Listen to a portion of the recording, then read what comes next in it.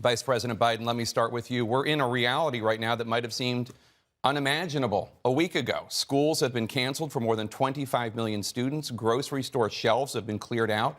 March Madness, NBA games, Disney parks, Broadway, small businesses all shut down. And just today, the CDC issued a new recommendation that for the next 8 weeks, events that consist of 50 people or more throughout the U.S.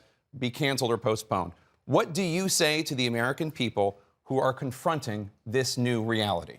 First of all, my heart goes out to those who have already lost someone or those who are suffering from the virus. This is bigger than any one of us. This calls for a national rallying to everybody move together. I laid out in detail what I would do if were I president today.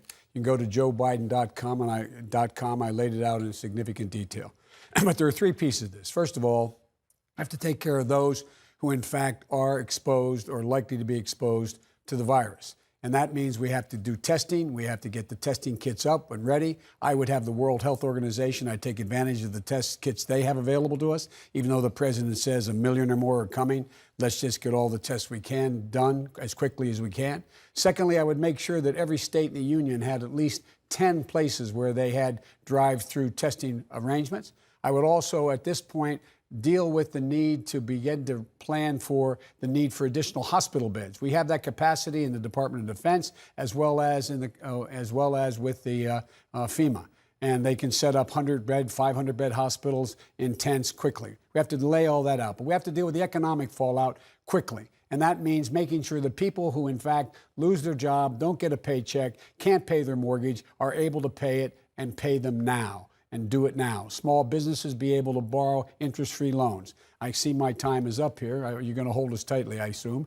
But that's what I would do. Go to joebiden.com. It lays out precisely what I would do were I president today. Senator Sanders, this morning, Dr. Anthony Fauci acknowledged that it's possible that hundreds of thousands, if not millions of Americans, could die from the coronavirus in a worst-case scenario.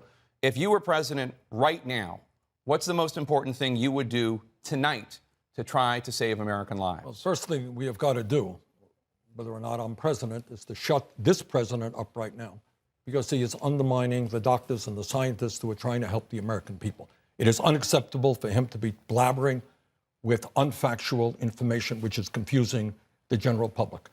Second of all, what we need to do, and I'm glad that he has called a state of national emergency, what we have got to do is move aggressively to make sure that every person in this country finally understands that when they get sick with the coronavirus, that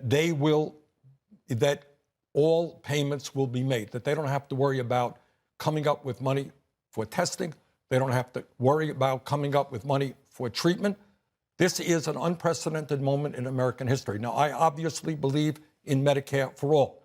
I will fight for that as president. But right now, in this emergency, I want every person in this country to understand that when you get sick, you go to the doctor.